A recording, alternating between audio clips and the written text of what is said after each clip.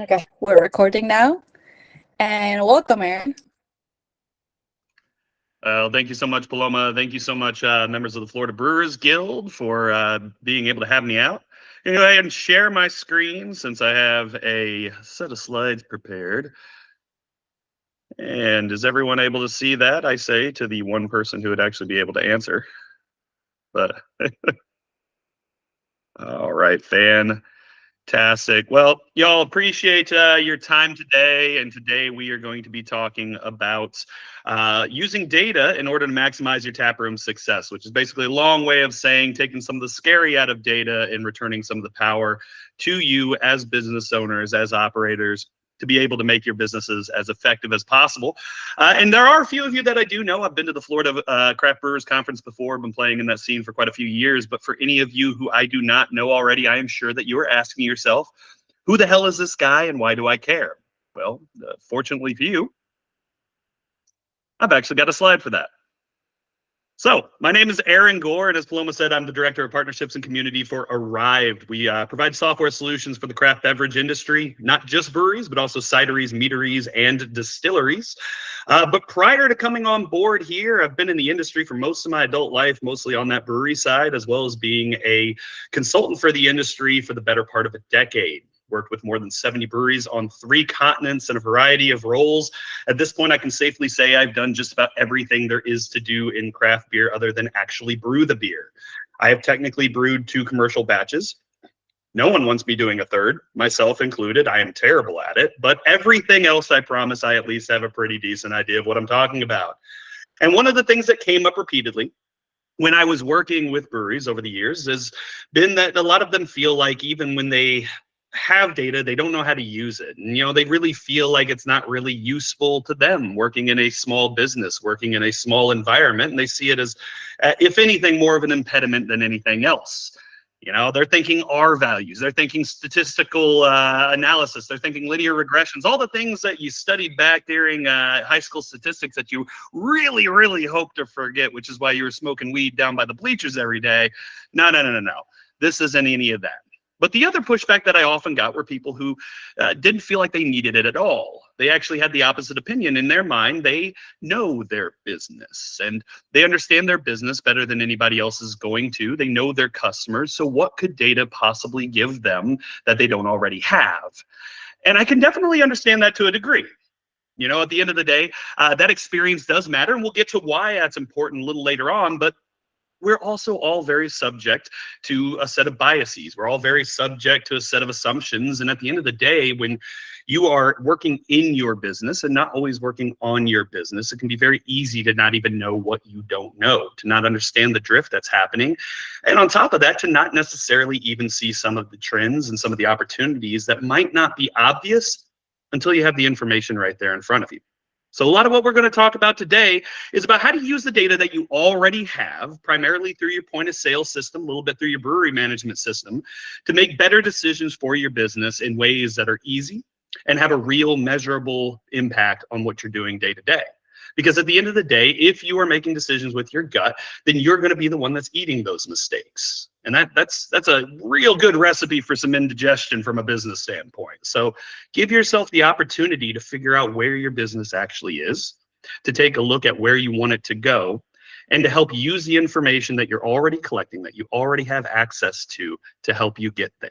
Because I'm sure everybody here has heard the old adage that what gets measured gets managed. Well, that's 100% true. And you need to be able to take that seriously, leverage this information, and use it to make your business even more effective and even more efficient, particularly now more than ever before, as the industry begins to slow down a little on its raw growth and things get a little more competitive.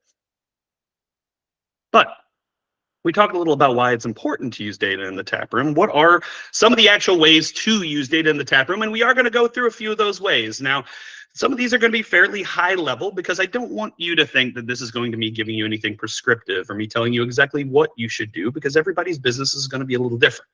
And the insights that you're going to be able to glean from the information you have are going to be a little different as well. What I want you to be able to do is understand what some of the possibilities are and understand how to go about finding them. That way you can put them to use in your business, whatever your business model or your service model is, because those opportunities are there regardless, even if the way they look is going to be a little different.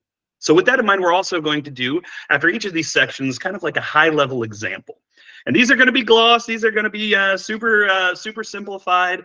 Every single beer just about is going to be $6 because math is hard. And just like you guys don't want to do R values and linear regressions, I don't want to do that stuff. So bear with me while we dive in and explore some of the ways that you can use data. Excuse me. So one of the first and one of the most valuable ways that you can use data, and this is the one that most people are the most familiar with, is just going to be actually using your sales tracking. And all this means is taking a look at what you are actually selling. There you go. Thank you, everybody, for showing up. That's all I had today. No. Being able to track what you're selling is valuable. And from a really high level, that's what almost everyone in here is doing. I bet you if I asked anybody who's on this call, you could probably tell me what your top 2, top 3, top 5, maybe even top 10 selling SKUs are over the course of a year in your tap room. And if that's all that your point of sale is giving you, then that's incredibly valuable. And that's something that you definitely need to have, because that tells you what products you need to lean into. But there's more to it than that. One of the chief is making sure that you're keeping an eye on profits, not just revenue. This is something that as brewery owners, we tend to completely forget. Revenue doesn't go in the bank, profits do. And at some point in time, you have to be able to make up your margin. I also just saw Brian raise his hand. Paloma, I don't know if you're able to let him speak, but we got a people. There we go. Oh, and his hand's down. I'm guessing that was a mistake. But regardless, being able to track your COGS is absolutely critical. So in your point of sale system, most of them will provide you the ability to actually put your cost of goods sold in there. And this is incredibly important because that allows you to understand that if you're selling a hazy IPA, well, I don't think I'm saying anything controversial when I say that hops are freaking expensive. And if you're making, for example, a dark mild, it's a much less expensive beer to make in general. Now, that doesn't necessarily mean that you should be leaning all of your production and all of your efforts on the dark mild. I would drink it. Almost no one else would. But it does mean that you have to understand how much money is actually coming into your business after you have to pay for all those incredibly expensive ingredients, because it is very possible that you might be upside down and not even realize it. In a previous role, when I was consulting for a brewery, one of the breweries that I was working with was doing almost $5 million in distributed revenue. And it turns out that they were losing $1.74 on every single case that they sent out of their number one SKU that made up almost 40% of their total sales, because they didn't have a good handle on COGS. They were wondering why they were always out of money. It was because they were winning themselves to death. Every case that went out brought them closer to zero. You have to understand your margins to really have an understanding of what the actual most impactful beers are on your business. And we'll get into that in a second with the examples. It's also a great way to see trends that might not necessarily be obvious. Take, for example, if you have multiple fizzy yellow beers on, a Kolsch, a Pilsner, a Blonde Ale, you might see all those sales in their own entirely separate context without even having any way to necessarily connect them and see them as part of a larger category, the way that your customers may see them. That's valuable. And it's also important to be able to track how you're doing over certain time periods over the course of a week. Your point of sale needs to be able to tell you what you're making, not just on a day, but also by the hour. Because you might not necessarily realize that you're staying open later than you need to because all your sales drop off the floor and you're actually losing money for that last hour you're open. Or maybe you're not. Maybe it's the opposite. Maybe you actually should be opening earlier because you guys are crushing it the moment your doors open every day. But you can't capture that if all you're seeing is day-by-day data. So being able to track not only what you're selling, but also how your employees are doing, also your hourly data and your daily data is absolutely critical to be able to understand not only when you should be open and how you should balance your labor, but also when you should be really leaning in to be as effective as possible and make the biggest difference as possible. And then one of the other chief areas that you need to be able to track is loss or spillage. Now, this could be as simple as a mistake, or it could be something as straightforward as someone giving away a lot of free beer. I think everybody on here knows there's 1,984 ounces of beer in a half barrel. There's 661 ounces of beer in a sixtel. And you're going to have some fudge factor on that. You're going to have some pour off, some foaming, the occasional free beer that goes out that just doesn't track for whatever reason. Though you should be tracking comp beers, definitely track comp beers. But if all of a sudden you got people changing over kegs and they only are showing 300 ounces of liquid being poured, that's a sign that something's happening. There might be a good reason for it. There might not be. Unless you're able to track all of that reporting down to the ounce as well, you're going to lose out on a lot of that insight. So the more granular you're able to get this information, nothing we're talking about here is stuff that you already don't work with day in, day out. The real question is, does the tools that you're using provide you the ability to see into them? And most importantly, are you making use of that? Are you tracking it, and are you taking just a glance at it on an occasional basis to make sure that there's nothing going out that you haven't accounted for?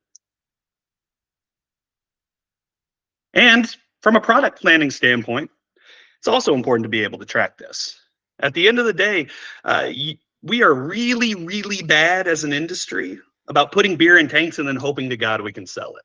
It's not a way to run a business. Forecasting is important, and forecasting takes a lot of things into account. It definitely takes into account what's going out into the market through wholesale, but it needs to take into account the needs of your taproom as well. Your taproom isn't just a place to dump product you don't have anywhere else to put it. It's a part of your business, and in a lot of cases, the most important part. For 84% of the breweries in the US, the taproom is your #1 revenue driver. And for almost 99% of breweries in the US, it's your #1 margin driver. You can't afford to not take it seriously.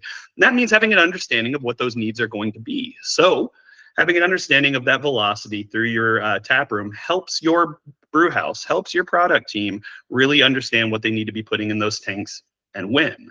Because if they're just stocking up on inventory and letting it sit just to make sure that you never run out, or just hoping to God somebody's going to be able to sell it, that's incredibly risky. We're in an industry that's already upside down on our cash cycle.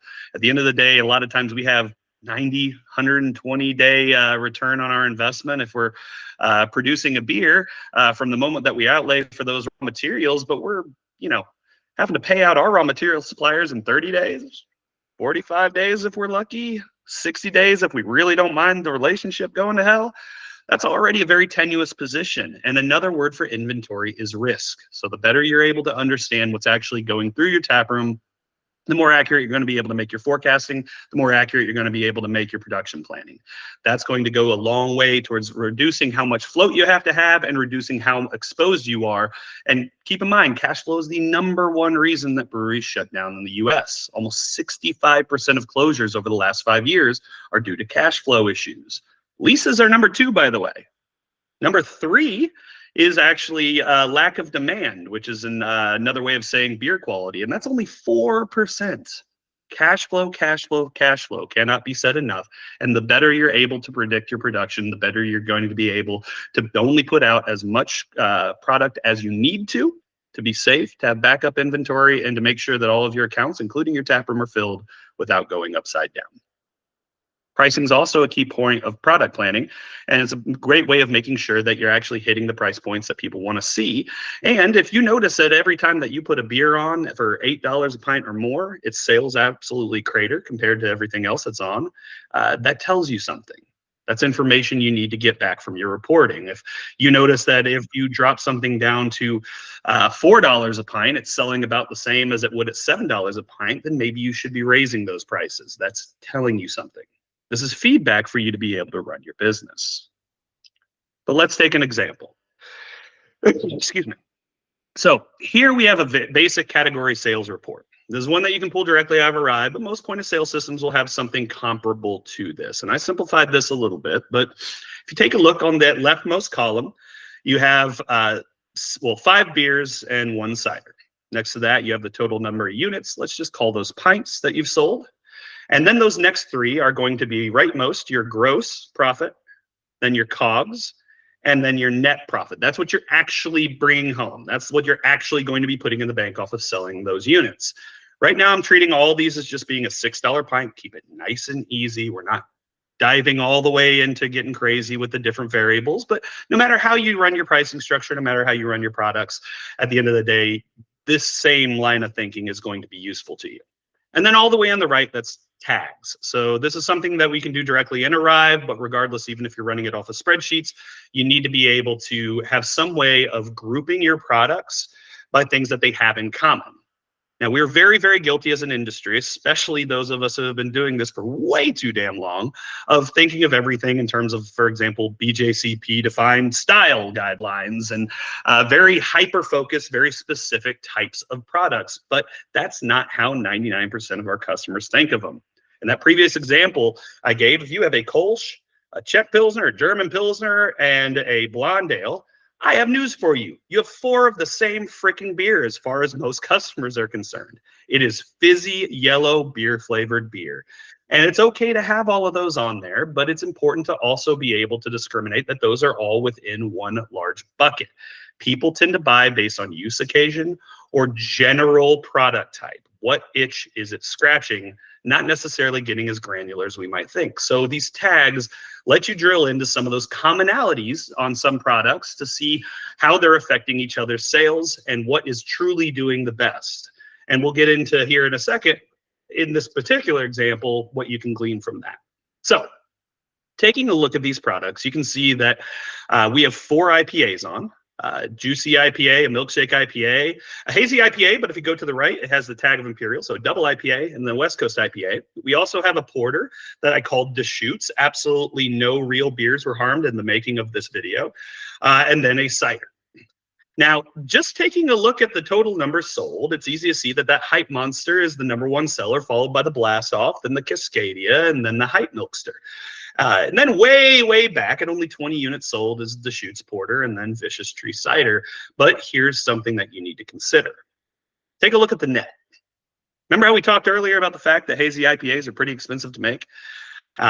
Porters, not so expensive. I know that specialty grain has gone up in price, but not nearly enough to offset hops like Citra and Mosaic. So if you take a look at the actual net, the amount that you're bringing in, you're only bringing in $50 of net margin for that 40 units that you sold of the Hype Monster, because those COGS are so much higher as well. Meanwhile, all the way down at just 20 units, you've got $70 coming in from Deschutes Porter because it's a very, very cheap beer to make. Now, again, none of these are reflective of necessarily real numbers or realistic COGS, realistic sale prices, but it's illustrative. It's illustrative of the fact that you need to have an understanding of what's going to be the most important beers for your business, and that might not necessarily just be the ones that are selling the most units or even selling the most, generating the most raw revenue. So right now, Deschutes is actually out-earning every other product that you make other than that Cascadia West Coast IPA. And even that is selling, 50% more units. So now Deschutes Porter is looking pretty valuable to you. But it can actually get even more crazy if you actually think about this in terms of those tags, in terms of those buckets that these products fit in. You have 3 hazy IPAs on there, 2 of which are virtually identical. A Mosaic and Citra Juicy IPA and a Citra and Mosaic Milkshake IPA. Those are the same beer in every way other than the lactose. And for most customers, they're just the same beer. So an experiment that you can run is to actually go ahead and take one of those 2 off for a while. I'd probably recommend that Hype Milkster, and see if you see the total sales of category IPA, in particular of total category Mosaic and Citra IPA, drop, or do they stay about the same? If they drop, maybe there is some differentiation. People are really seeing them as 2 different options, but they stay about the same. What that's actually telling you is that these options are cannibalizing each other. You have more of those options than you need, so that tap would probably be better served with something that's going to scratch a different itch for a different kind of customer or a different sort of use occasion. That's something I see happen all the time with breweries. They will overload on particular categories without realizing that they could do more with less. Now, that doesn't mean that's going to be the case in every case. That's why you run what's called A/B testing. Yeah, it's a marketing term, but you can use it here as well. Run it with 3 of these IPA options and then run it with all 4. See how the sales stack up and see if you'd be better off putting something else on that tap. It's good to have an understanding of not just what products are selling the most units, not just what's generating the most revenue, but why. Getting all this data, this one simple table in front of you, can tell you so much over the course of 2 weeks. Incredibly powerful. But It's not just the sales side, and it's not just the product planning side that you can benefit from when it comes to data. It's the marketing side as well. And this is an area that's a little bit of a black box for a lot of brewery owners, because after all, most people got into this industry, got into this because they wanted to make beer, which is hilarious, because anybody who's owned a brewery for more than 5 minutes knows that you will never make beer. You'll be booking freaking yoga for the rest of your life. But marketing is part of what you have to be responsible for. And it's really hard to provide actual context or attribution to your marketing efforts. It can feel like something you just throw out there and hope to God it's making a difference without a good way of measuring. There's a famous quote that dates around the turn of the century, the 1900s, not the 2000s. God, we're old. That says 50% of my marketing budget's a waste of money. I just don't know which 50%. And even though that's facetious and marketing people hate it when I say it, it's also a bit true. It's very hard to track the success of your marketing, but there are things that you can glean out of the data that you already have available that can really drive home which of your marketing efforts are going to be beneficial to you. Now, if you're doing like social media marketing, Meta's got a ton of that. Instagram, TikTok, they all have a ton of metrics that you can use to track. But even within your tap room, you can really track the efficacy of some of those efforts yourself. So think about discounting. Discounting is marketing. You are providing an incentive for people to come on in and try your products. The problem is a lot of people just assume that if they go ahead and put a discount out there, people are going to buy more than they would otherwise, and they don't really have a way of testing to see if that's true, or at least they don't think that they do. Being able to evaluate how effective those discounts are can go a long way towards letting you know, are they worth using? Is the way that you're using them working? And are there adjustments that need to be made to make sure that you're not doing more harm than good? Because you are taking an L on your margin if you're offering any sort of discount. And the same goes for events. I've seen people who have insisted to me, they have to have live music on a Friday, otherwise nobody will come out. The problem is on Fridays that they don't run live music, they may make $100 less than they do on the nights that they do have live music. But the live music costs them like $600. That's a net loss. They need to find more creative ways to make it up, or they need to do a better job of getting people out there specifically for the music. But unless you're able to actually see that day by day performance and be able to compare it, you're not going to necessarily be able to track that. You need to understand what you're trying to accomplish and then have the tools to track them. So, discounting.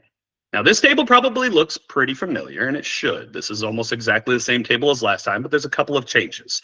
The biggest one is that now we're working under the assumption that on this day of the week, we are actually offering Deschutes Porter instead of $6 a pint for $3 a pint. Half-price porters. It was the one that was making us the most money, and you can see here we're still netting some money off of it. So, I mean, that's obviously a good deal, and there's absolutely no further work that we need to do. Thank you, guys. You can go home now. Except that that's not necessarily true either. In this example, if you take a look, and I'll actually go back and let you look at the quantities for everything else, 30, 35, 40, 25, 20, 15. In this example, everything else is actually seen its sales go down. Now, for simplicity, I kept the total number of units sold the same. That probably won't be true in your case. But what you're seeing here is that, yes, you're selling a lot more of Deschutes Porter. But why that particular beer was so valuable was that it was making you a lot of money because you had very low COGS on it. Now, yeah, you've pumped the total quantity of it up, but you've also completely dropped its margin. And everybody who was otherwise going to drink a West Coast IPA or a hazy IPA or, that milkshake IPA has all of a sudden said, man, that porter's starting to look like a really good deal. It's called trading down. And it's something that you can see if you're able to compare the data between when you're not running a discount and when you are running a discount.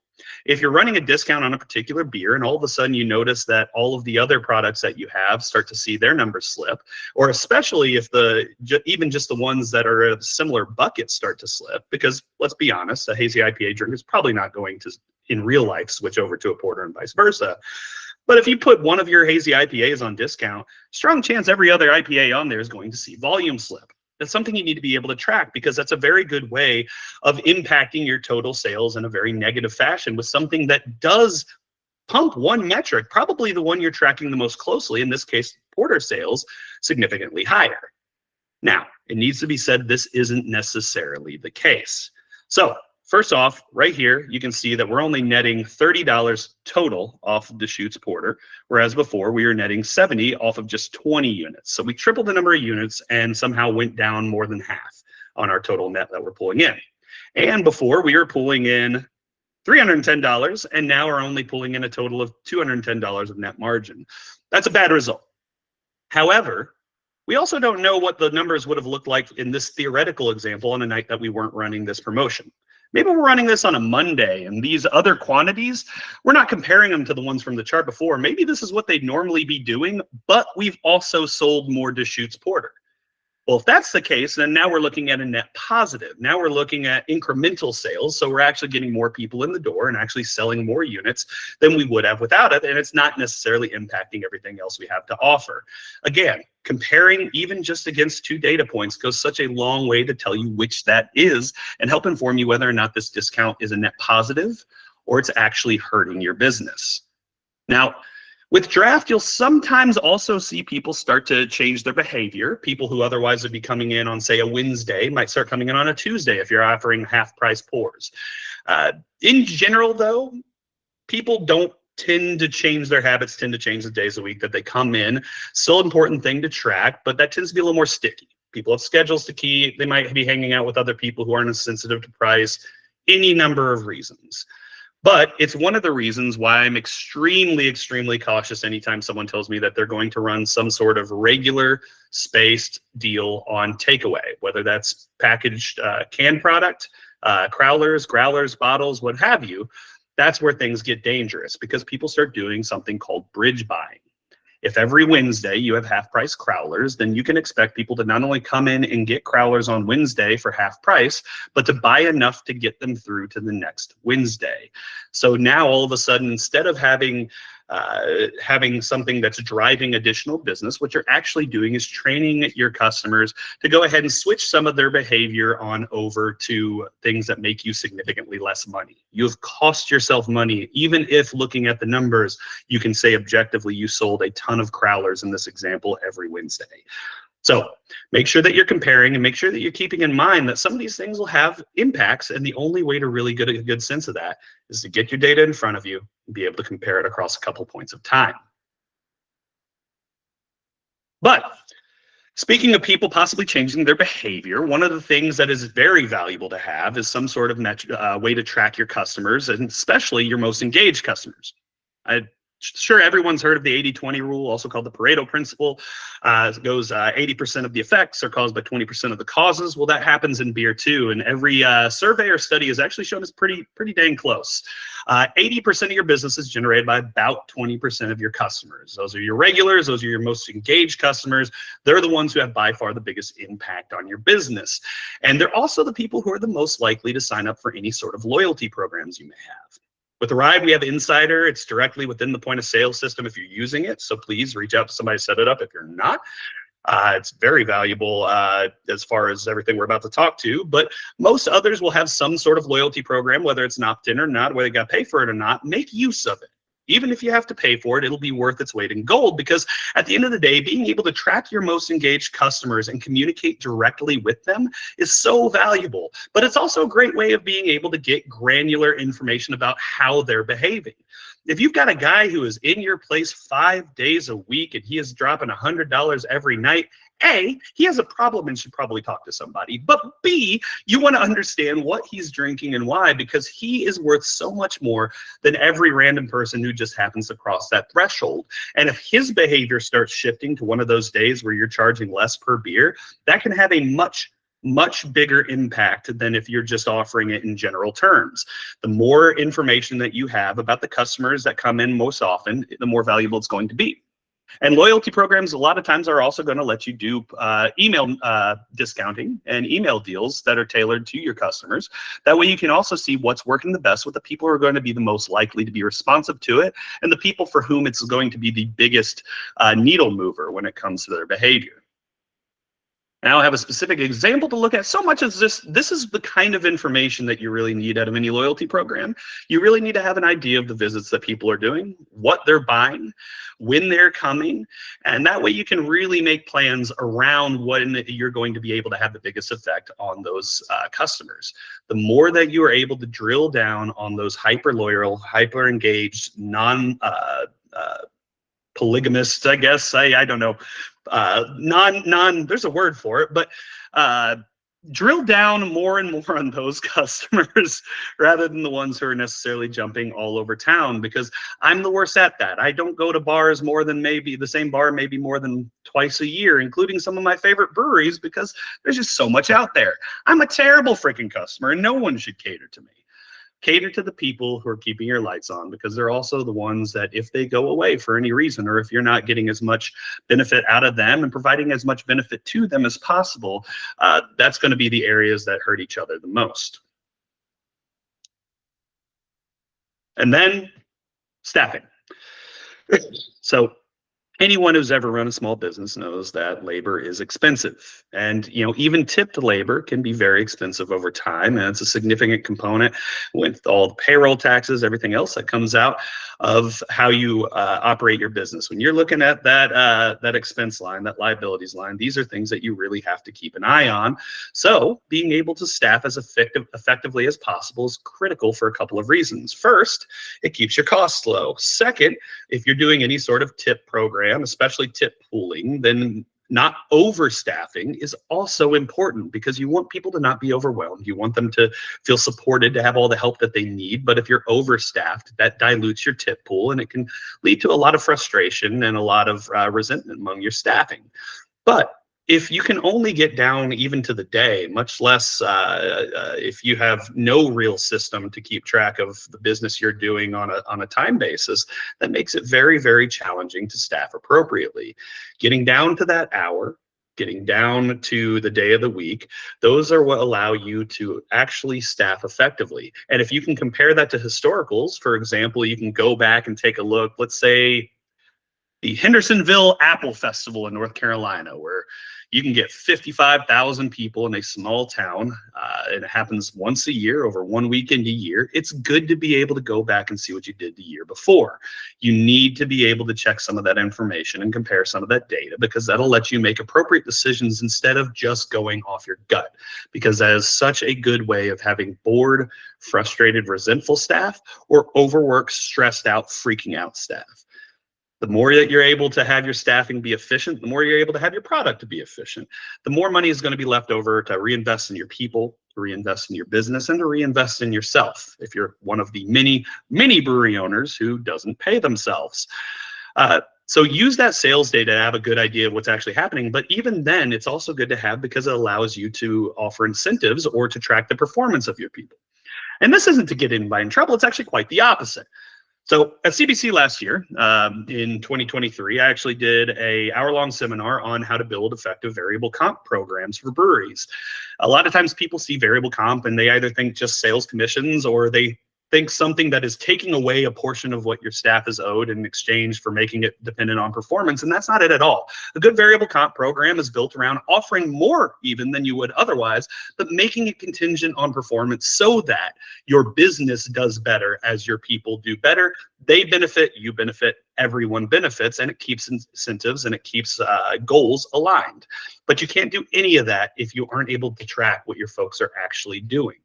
So you need to be able to get that granular person-by-person data. It's also an effective way to figure out if your service model is working correctly. So take QR code ordering, for example. We have OpenTab at Arryved, but even if you're using like a third-party service like me and you, QR code ordering can be as simple as it just pulls up a menu, but some of the more robust ones like OpenTab, like me and you, will actually allow you to, will allow customers rather, to do their entire order directly from their table. They can open a tab, they can put their order in, and then they can close their tab without ever having to leave their seat. Now, for an extrovert like myself, that's an absolute nightmare. I want to get up and talk to every person into the place. I love waiting in line because people are trapped with me. But for most people, they don't want to disrupt their conversation. They don't want to wait in a long line. And for you, it also allows you to keep your service your service level high while your staff count is still relatively low and your labor cost is relatively low because all you have to do is bust the product out to them. That is incredibly powerful. It won't work for every single business and it can be used very well or very poorly. But in our studies, we found in excess of 40% increase in average tip for companies that are actually using OpenTab. And there's similar numbers for some of the other services that are out there. That's very valuable. Something that decreases your costs while also raising average ticket should always be something you at least consider. And if you don't have the data in front of you, how could you? So this one is just going to be kind of a general overview of some of the things that you can glean from a employee performance perspective. And this is the kind of things that any good point of sale system should be able to give you. I promise you, all of these names are completely chosen at random and have nothing to do with anybody in the industry. But for all of these numbers, and these are all good things that you need to track, if you're talking about individual performance on a staff level, the single most important one, and this also goes for your team at large, is going to be average ticket value. It is not your bartender's job to get people in the door. That is your marketing team's job. That is the product out in the market's job. That is even your manager or event planner's job. It is your bartender's job to make sure that once they're in the door, that they are spending as much as possible. That is the thing that they can actually affect. And anytime you're judging someone's performance, whether that's for incentive programs or just generally tracking how they're doing and helping them succeed and be as effective as possible, it needs to be things they can actually impact. Average ticket value is my single favorite metric in the tap room, and it's something that you can track if you have good data. Track it person to person, track it for your whole team. Use that for benchmarking. That's something they can influence. And if they can add an additional $12 to a ticket, and all they have to do is say, hey, you taking anything home with you today? Here's what we have in cans. It's amazing how often that will lead to people taking something home with them, continuing that experiential impact that your company is having, your brand is having, and it's going to raise that average ticket very, very quickly. That allows you to track the upsell. That allows you to coach the upsell. That's good for the business. It's good for your employees too, because people, if they have a mix of both draft and packaged products, tend to tip on the whole bill. So that can go a long way towards increasing tip count as well. But just because we're talking about some of the best ways to use data doesn't necessarily mean that there's no hazards of using data. So let's dive into those. The first and most important is that data is absolutely useless without context. And that's where that experience we talked about before comes into play. You do know your business better than anyone else. And you probably know your customer better than anyone else too. Data is valuable, but it's nothing without insights, and insights are born from context. There's a quote that says, context is to data what water is to a dolphin. I love it because it's an absolutely nonsense phrase, but it's also extremely evocative. So make sure that you're contextualizing your data. You're taking it not at face value, but placing it within the situations it's generated and considering, are there any externalities? Is there anything you have to keep in mind when you're analyzing that data to make sure that you're not making bad conclusions on accurate, but not necessarily good data? And make sure that your data is good. If you have bad data, it's worse than no data. That can lead you down blind alleys that you might not necessarily have gone down, even if you were just doing guesswork. And lastly, it's also important to make sure that you're being consistent. Compare apples to apples, not apples to oranges. Classic example is you should be selling your beer from your production side to your tap room. Do not give it to your tap room. That is a very good way of hiding tons of inefficiencies behind an awesome 80% margin that doesn't exist because you're subsidizing your tap room with production.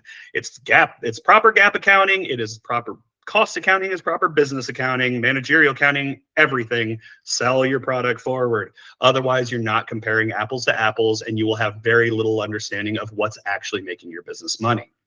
Don't over extrapolate trends. All that means is to not necessarily assume that because something is directionally one way or the other, that it's going to go on forever. You know, there were people who thought that Furbies were going to be the biggest thing for all of human history because for about a 2-year span they were. Those people were very, very, very wrong. Beanie Babies, an even better example. There's a phrase, that happiness is the gap between expectations and reality. That's why people feel this need to project out the good times as far as they could possibly go, or become apocalyptic about the bad times. It's one of the reasons why our industry got caught with our pants down when we started to see a slowdown. It was always going to happen. COVID might have sped it up a little bit, but it was the nature of any maturing industry that's starting to creep its way up the adoption curve. It was always going to happen, but it felt like the good times would never stop. Don't over extrapolate just because you see a trend line. Base rate fallacy is another important one, and all this means is that be careful when you're seeing especially percentage changes that need that context as far as what they're actually doing before and what they're doing after and how that compares to everything else. Some people have probably heard that that Klingon is the fastest growing language in the world. And it is, because if you go from 2 people speaking it to 3, you've just seen a 50% increase. Same goes for so many other aspects of your business. It's awesome that you saw a 500% increase on sales of your black IPA, but if you only did 1 gallon of it last year, it's still probably not going to be paying your mortgage. And then last but not least, just make sure that you're testing your theories. We talked about A/B testing a lot in this, and that's important to do. You know, every data point is useless if it's not compared to other data points. And that's true if you're just checking one point of data. That's true if you're checking one or more periods of time. You have to be able to compare to really get any sort of insight and sense of the direction things are traveling. So test your theories. The beautiful thing about a tap room is it's very easy to change price, change a menu, take a keg off for a few days, test that stuff, and use that as an opportunity to get a better sense of what's going on. And some of those lessons you're even able to take into the larger business out in the market as well. There's some contact info. Appreciate everybody being able to be on here. If anybody has any questions, I would love to be able to hop on some of those and answer. But yep, I see. Well, actually, Paloma, do you want to kind of field these and ask away? I don't know if you want to moderate or. Yeah, there's a question from Brian. It was when you had the Excel sheet with the beer names and the styles of the tags. He said, I'm on the production side. Are those style/characteristics tags something you were able to do to categorize in Arryved? Yeah, so you can, those already exist in Arryved, and we have a pretty comprehensive list of them. We are going to be expanding that list this year as well. But it has just about everything you need to get those buckets right. Customizability, that's not customizable yet. And the main reason for that is we also use it for internal data benchmarking, just so we have a good idea of what's going on in the industry. And so we can do things like our upcoming webinar with Bart Watson to really provide some insights. We need to have some strictly codified tags to really be able to figure out, for example, how IPA is doing right now, both region by region as well as nationally. But it has pretty much everything you need to do already to be able to categorize all the products you need, unless you're doing something really wild. There's a question from Andrea. If you go to the bottom options and there's a triangle, square, circle, you should be able to ask a question in the Q&A, Andrea. She raised her hand. I don't know if that was on purpose. Yes, saw that as well. There we go. Selling beer production. We sell, it would be the same price that you're selling to your wholesaler. Yes, Brian. And the BA, even though it's one of the many resources that the BA has that no one even knows about, much less uses, they do have a guide to gap accounting for your brewery. But that is, it should be going the same price that you'd be selling to a wholesaler. Yep. So Andrea asked how to tag beers by style category. So as you are creating the products, you'll have the ability to add tags. It'll be near the bottom of the actual product creation. And then you go ahead and just put the tags right in there. You can add as many of those as you need. Generally, 3 to 5 will be more than enough to give you all the buckets you need to do some category comparative analysis. And selling product from production to your tap room. So what you're basically going to do is do a transfer on the books. So you'll need journal entries on both sides. So your production and inventory side of your business is a different business unit from your tap room. These are not the same business. They are the same LLC, but they're not necessarily the same business unit. So if you just like you track your labor, for example, in your tap room separately from what you're tracking in your brew house, or at least I hope to God you are. You need to be able to track where inventory is stored, and you also need to make sure that it gets from one side to the other. So you actually need to transfer the value of that product from your warehouse inventory to your tap room at the same price that you'd be selling it to a wholesaler. If you don't do that, then you're going to assume that you have unbelievably good margins in your tap room, when theoretically they could be selling nothing but guest beers or wine or cider or spirits or food, what have you. It's impossible to actually run a comparison of which of those is going to be having the biggest impact. It's going to hide a lot of inefficiencies or even some bad actors in your front of house. And it's going to make it look like your wholesale business is doing absolutely nothing, when your wholesale business ostensibly could be doing just fine. It's just your tap room is a customer of your wholesale sales. So treat them as a wholesaler and sell product forward to your tap room. Otherwise, you are not going to be able to have a good assessment of what business units are generating the most impact for your business. All right, and Francis said, tracking staff, we do not have table service, but everybody comes up to the bar. In this case, when one staff member starts a tab, but later in the night someone adds that tab, is the sale credited to the person opening the tab, or does Arryved distinguish between the two? So attribution happens on an individual by individual basis, but people log in with their own login. So as people are entering products or making sales, they would be the person who whose name is on that individual record. Andrea, you mentioned tracking loss and spillage. Excuse me. How does Arryved do that? So with any POS that tracks inventory down to the ounce, Arryved can, I believe Toast can, most of the others cannot. What you'll need to do is basically create a, we have reporting that will tell you how much you've sold down to the ounce. So that will tell you if there's anything that's missing. And like I said, there's always a fudge factor. 661 ounces to a sixel, you're not going to sell 661 ounces. There's always going to be stuff poured off, foam pouring out because something's gassed up, like what have you. But if you're having serious gaps, then that's a sign that something else is going on. For things like samples or things like small spills, then having a spill button is valuable. So a lot of times the way that places have done this is they create a separate item that is that product, but the product size is going to be 1 ounce. That way, if, for example, they're offering a sample to somebody, pop that in there so it's accounted for.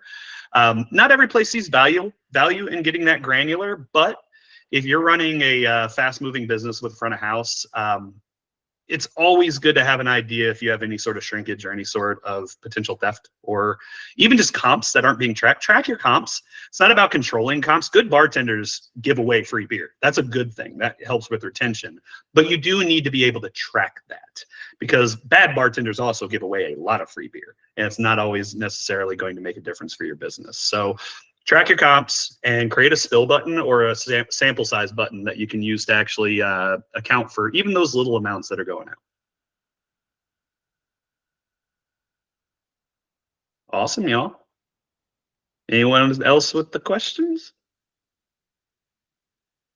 Fantastic. Well, thank you so much, everybody from the Florida Guild. I'm looking forward to seeing y'all at the Florida conference this year, which, Paloma, I do need to reserve my table because I will be there. Awesome. And also let me know which of the 8 seminars that I submitted I'll be speaking. So, definitely no way I'm not. But anyways, y'all, I appreciate you so much for your time today. Look forward to being able to see everybody at that event and just being able to see the continued development and evolution of the Florida scene. I remember when Florida was a beer desert. I'm sure most of y'all do as well. It's been amazing to see how it's developed, and it's been a hell of a time being along for the ride. Yeah, thank you so much, Aaron, for doing this awesome webinar. Very informative. I learned so much. This is recorded, so we will have it uploaded either on YouTube. I'm going to try to see if we can do it on our website too. I think that's it. Thank you so much, everybody. Oh, and Warren says, see you there, beautiful. Oh, he knows how to get me. Love you, bud. Bye. Thank you so much. Bye, y'all.